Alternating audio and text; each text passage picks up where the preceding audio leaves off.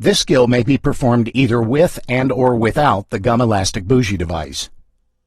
Make sure that the patient is receiving adequate ventilation and oxygenation, and that suctioning equipment is immediately available in case the patient vomits or has excessive secretions.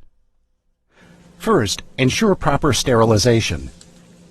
Closely inspect the endotracheal tube for proper sterilization, visible damage, internal blockage, or loose particles, and test the balloon for leakage by inflating and deflating the cuff with a syringe. Connect the laryngoscope blade to the handle and check that the light bulb is securely attached and functional. Assess the patient's airway for ease of intubation using the lemon mnemonic. Do not hyperextend or hyperflex the neck during the procedure. Hold the laryngoscope in your left hand. Insert the laryngoscope blade into the right side of the patient's mouth, displacing the tongue upward and to the patient's left.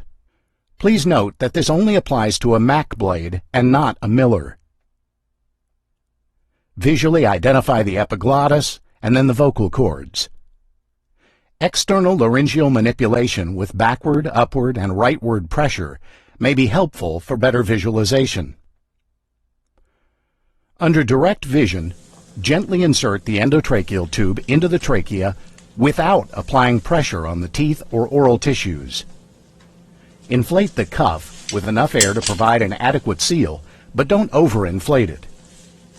A variety of techniques can be utilized to confirm that the endotracheal tube has been correctly placed in the airway.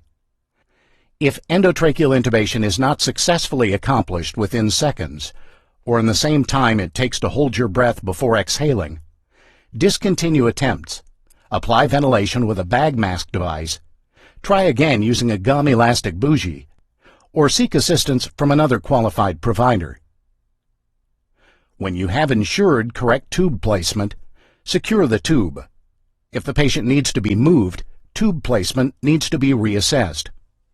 Finally, attach a pulse oximeter to one of the patient's fingers to measure and monitor the patient's oxygen saturation levels and to provide an immediate assessment of therapeutic interventions.